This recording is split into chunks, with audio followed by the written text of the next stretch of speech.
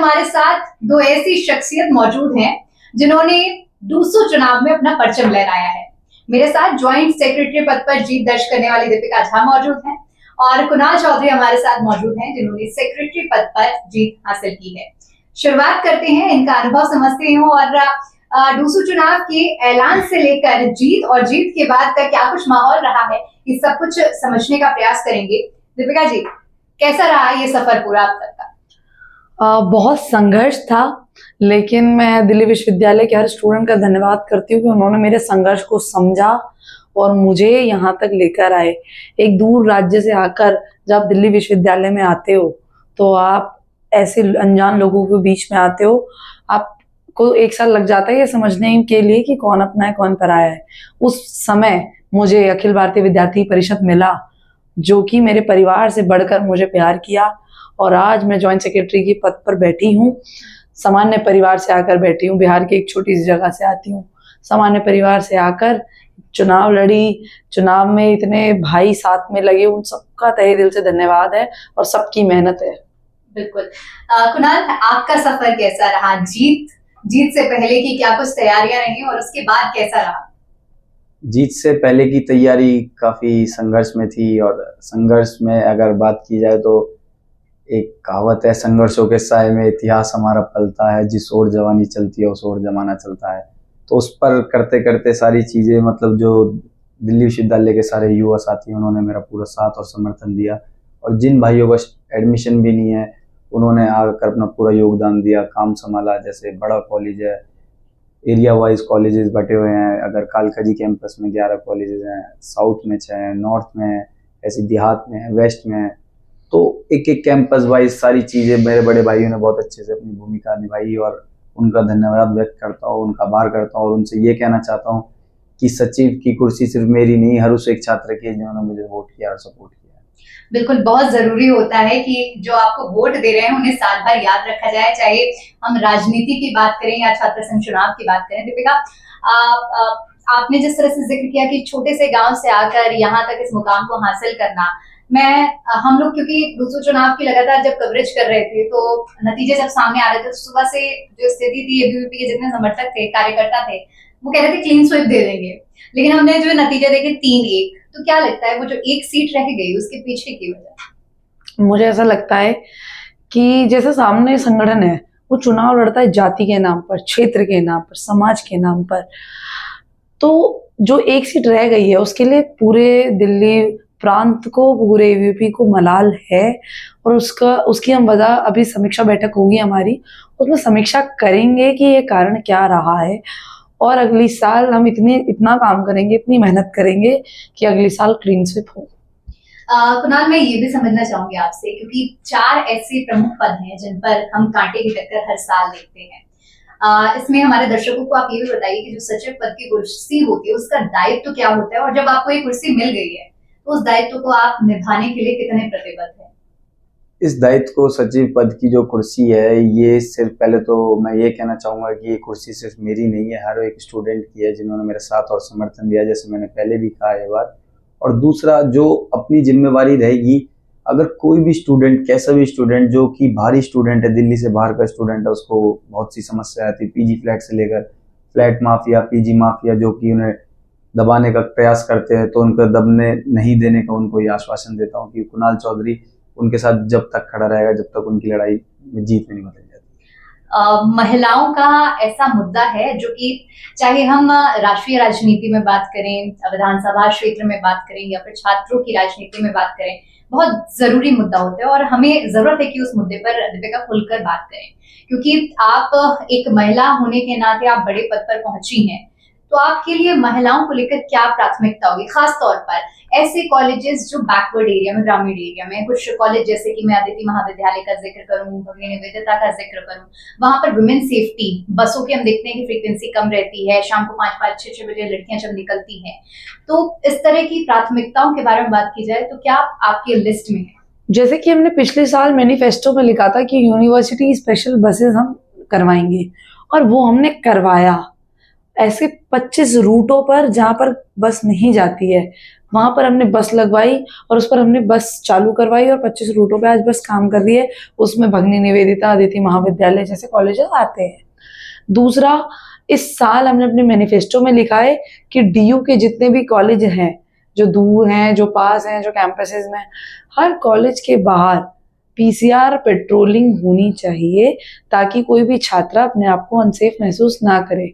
University में जितने भी ब्लैक स्पॉट्स हैं, डार्क स्पॉट्स हैं, अंधेरा होता है रात को और वो छात्रा वहां से गुजरने में भी घबराती है, उसको खत्म करने का काम हम करेंगे और इसको लेकर हम काम कर भी रहे हैं। और जैसे आज हमारा पहला दिन है, कल से हम लोग लगेंगे, हमारे ऑफिस का भी कल उद्घाटन है और कल से हम करेंगे। कुणाल, क्योंकि महिलाओं की तो हमने बात की जो छात्राएं हैं, लेकिन एक ऐसा मुद्दा जिसमें हमने देखा कि जब चुनाव लड़ा गया तो दोनों ही मोर्चे पर, चाहे एनएसयूआई की हम बात करें चाहे एबीवीपी की बात करें, खुलकर एक मत था आप लोगों का, वो था डीयू में मेट्रो पास के लिए। ये मांग बहुत अभी नई नहीं है, क्योंकि मैं भी दिल्ली यूनिवर्सिटी से पास आउट हूँ और तब के जमाने में भी ये मांग उठती थी कि भाई पास होने चाहिए, लेकिन तब से लेकर अब तक का बदलाव मैं बीते 10 सालों में देख रही हूँ, अब तक कुछ नहीं हुआ। क्या लगता है कि आपको साल भर में कुछ ऐसा बदलाव आप लोग कर पाएंगे कि पास की सहूलियत छात्रों को मिलेगी? उसमें ऐसा है कि जो दिल्ली की हमारी सीएम है रेखा गुप्ता जी, जो कि पूर्व में एबीवीपी की रिप्रेजेंटेटिव रही है, उन्होंने एक आश्वासन दिया है स्वयं सिद्धा के मंच पर, ये कहा है कि दिल्ली मेट्रो कंसेशन पास जल्द से जल्द लागू किया जाएगा और एक हमें आश्वासन दिया है। उस आश्वासन पर हम अपनी लड़ाई लड़ेंगे और अपनी बात रखेंगे और जो हमने अपने मैनिफेस्टो में निकाला इस पर हम कल से काम करना चालू करेंगे। मेट्रो कंसेशन पास, ये मुद्दा सबसे बड़ा मुद्दा है हमारा, हर यूनियन के आदमी का। ठीक है, अब सीरियस बात तो बहुत हो गई, थोड़ा सा दर्शकों के बीच में अब आप लोगों का अनुभव और सोशल मीडिया के अंदाज में हम जानना चाहेंगे, कितने आश्वस्त थे जीत को लेकर आप? पूरे 100% तो नहीं, पर 90% हाँ थे, क्योंकि मेहनत बहुत करी हुई थी। 2021 से स्टूडेंट्स पे वेलफेयर के लिए लगे हुए थे, स्टूडेंट्स हित के लिए लगे हुए थे। फिर 2023 में मैं पीजीडीएवी कॉलेज से छात्र संघ अध्यक्ष रहा, वहाँ पर 750 वोटों से चुनाव जीत का रिकॉर्ड बनाया, वहाँ से भी पूरा प्यार मिला। मेरा घर पीजीडीएवी कॉलेज कहलाता है आज भी। और डूसू ईसी रहा सेकंड हाईएस्ट डूसू ईसी रहा, जिसमें मेरे को 28 या 29 वोट पड़े थे। तो मतलब कहीं ना कहीं स्टूडेंट्स की अगर फेवर की बात आए तो हम उनके लिए खड़े रहते हैं। तो उन्होंने भी अपना एक उम्मीदवार और एक सपोर्ट के तौर पे कि हमारे साथ कुणाल भाई रहते हैं तो हम उनका साथ पूरा देंगे। दीपिका, आपके दिन की शुरुआत कैसे हुई जिस दिन काउंटिंग होनी थी? वोटिंग की तो बात छोड़ दीजिए, काउंटिंग वाले दिन हम देखते हैं कि भगवान के आशीर्वाद से जब हम देखते हैं कि चुनाव में मतगणना की शुरुआत होती है, उस दिन दीपिका क्या कर रही थी? मैं क्योंकि सब थके होते हैं, एक दिन पहले हमारी वोटिंग थी और अगले दिन काउंटिंग थी, तो सब थके थे और मैं थोड़े से लेट हो गई थी उठने में। तो जल्दी जल्दी उठे, नहाए धोए, उसके बाद हम मंदिर गए, मंदिर जाकर फिर आई। फिर जल्दी इतनी थी कि जल्दी निकल गए घर से, लेकिन मम्मी से और पापा से मिलना रह गया। तो फिर वीडियो कॉल के माध्यम से मैं उनसे कि मैं काउंटिंग में जा रही हूँ, मेरा फोन बंद रहेगा, आप चिंता मत करना, जो भी होगा अच्छा होगा। काउंटिंग गए और बिल्कुल कांटे की टक्कर रही, बार बार ऊपर नीचे जो था हो रहा था, लेकिन मन में विश्वास था कि संघर्ष किया है ये व्यर्थ नहीं जाएगा। तो और साथ में मेरे साथ कुणाल भाई थे, साथ में आर्यन भाई थे, गोविंद भाई थे, सब मुझे बोल रहे थे कि नहीं सब अच्छा होगा, आप टेंशन मत लो। एंड में यही हुआ कि हम तीनों बहुत खुशी से वहां से निकले कि सब अच्छा हुआ, जैसा चाहा था।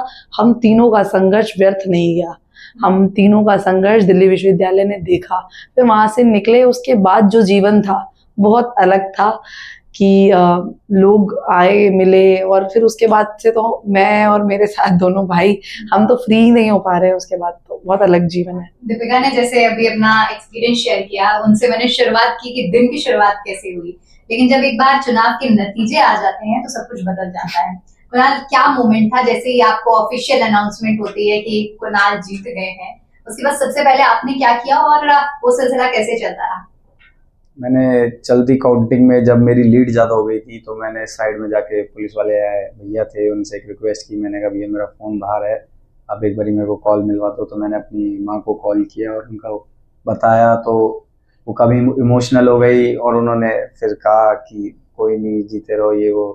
तो मैंने थैंक यू किया उन्हें हर चीज़ के लिए कि आपने इतना मेरे को वो दिया, सम्मान दिया और इतना एजुकेटेड बनाया इस चीज़ के लिए।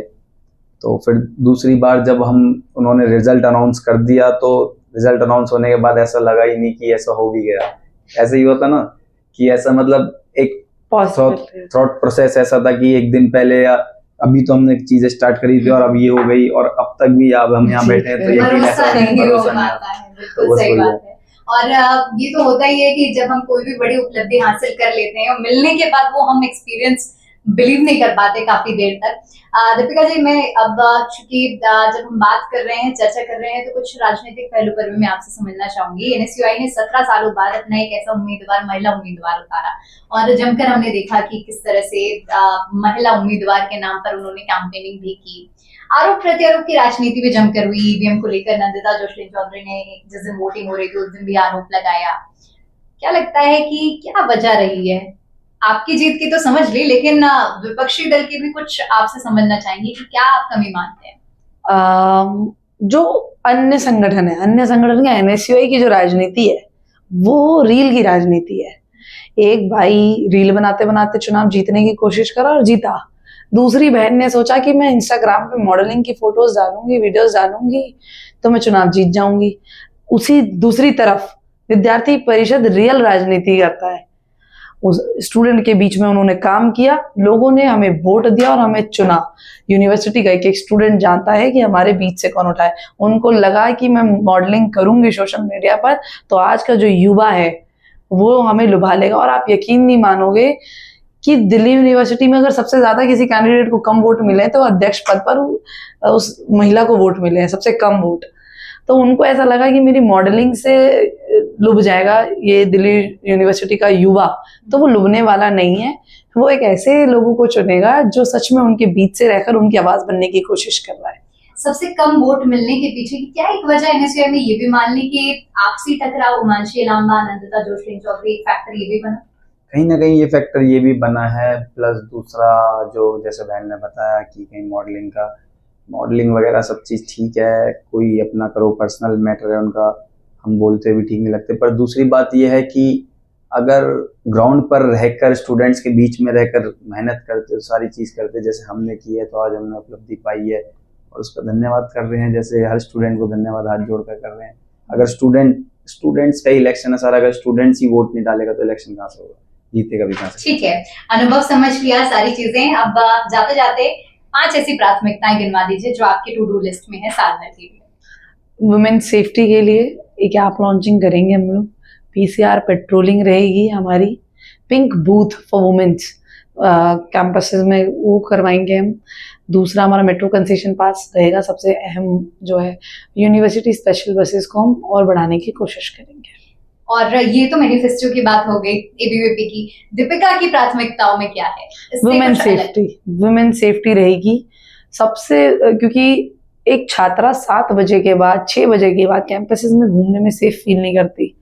मैं क्योंकि खुद एक वुमेन हूँ, मैंने देखा है कि कैसे शाम को किस तरह से बदतमीजी कैंपसेस में होती है। तो उसके लिए हम कड़ी पाबंदियां लगाएंगे कि ऐसे लोग यूनिवर्सिटी में ना घूमे जिनकी वजह से छात्राएं अपने आप को अनसेफ फील करती है।